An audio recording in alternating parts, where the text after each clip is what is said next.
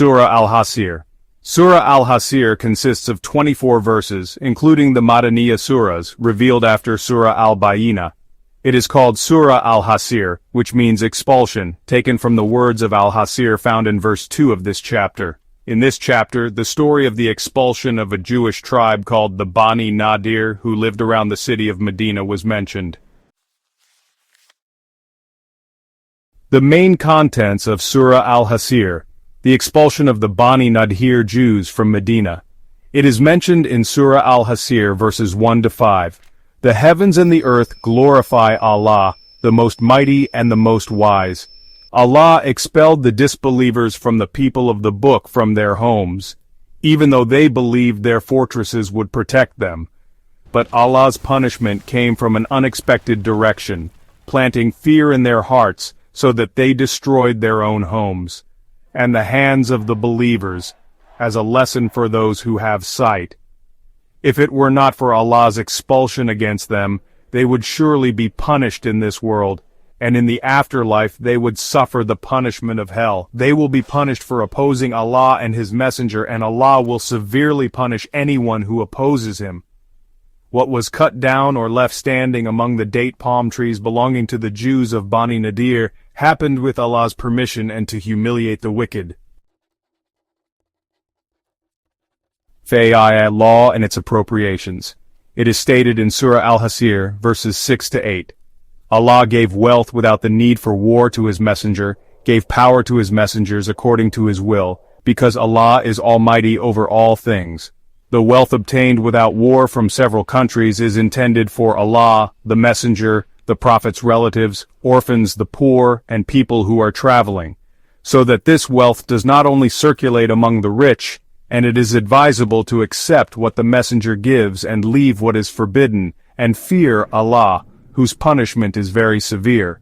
Looted wealth is also for poor people who emigrated, who were expelled from their hometowns and left their possessions behind in order to seek Allah's grace, His pleasure, and help the religion of Allah and His Messenger, so that they are considered righteous people. True brotherhood between Muhajirin and Ansar. It is stated in Surah Al-Hasyr, verses 9 to 10.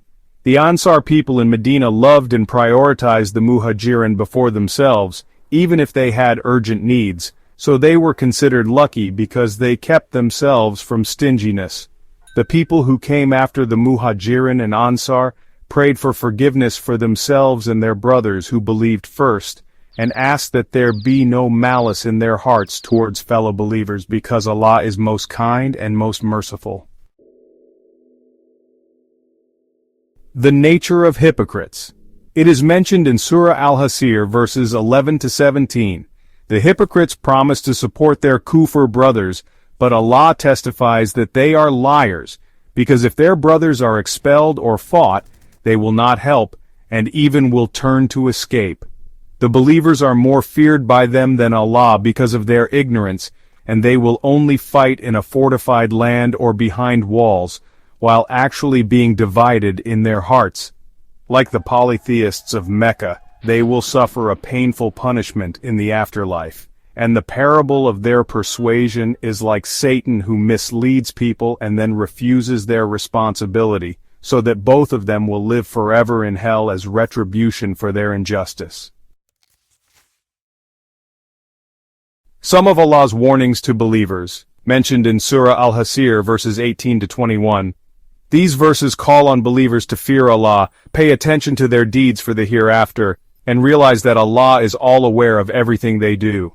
They are reminded not to forget Allah so that they forget themselves and are classified as wicked people. The difference between the inhabitants of hell and heaven is very clear, where the inhabitants of heaven are those who achieve victory.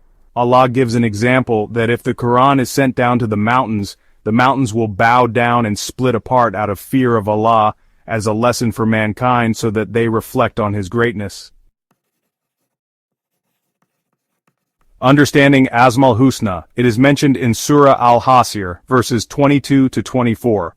Allah is the all-knower of the unseen and the real, the most gracious, the most merciful, the most king, the most holy, the most peaceful, the most giver of security, the most supervising, the most mighty, the most powerful, and has all the glory.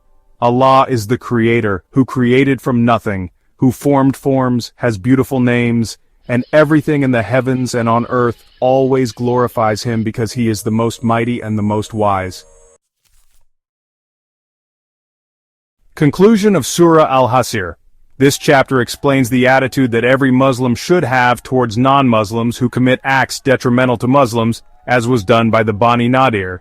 This surah also discusses the law of fai-i and how it is distributed, and emphasizes the obligation to be devout and the majesty of the Qur'an. In the context of faith, this chapter states that everything in the heavens and on earth praises Allah, and Allah will definitely defeat His enemies and the enemies of His messenger. Apart from that, this chapter states that Allah has al-Asmaa-ul Husna and emphasizes the high dignity of the Qur'an. The laws outlined include how to distribute fai-i property, the command to be devout, and preparation for ukhrawi life. This chapter also notes several characteristics of hypocrites and despicable people of the book, and provides a warning to Muslims.